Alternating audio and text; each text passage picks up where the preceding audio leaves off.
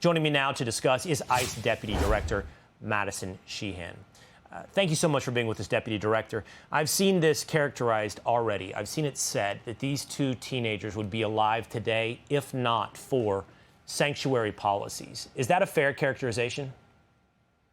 Absolutely is a fair characterization, because what we're seeing is that criminals continue to flock to sanctuary cities. They're protected by these policies.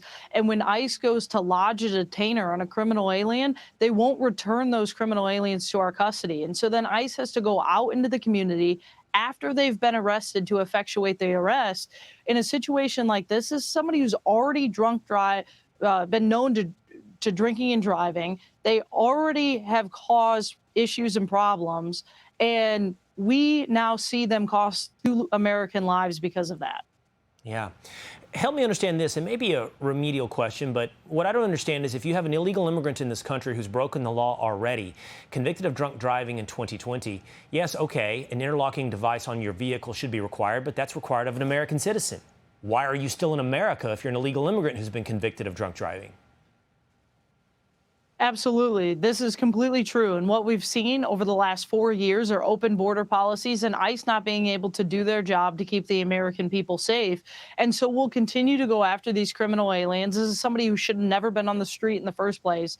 You know, we have over 1.5 million final order of removal of aliens that have these orders from immigration judge that can be removed from this country.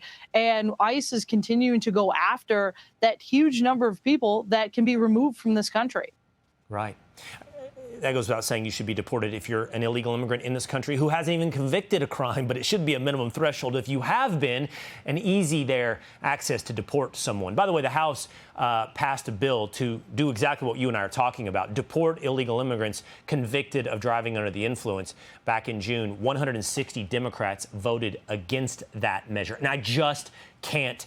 I know that you are Deputy Director of ICE, but I can't imagine a politician rationalizing how A, you just say, okay, it's okay to be an illegal immigrant in this country. B, it's okay to be here and be convicted of crimes.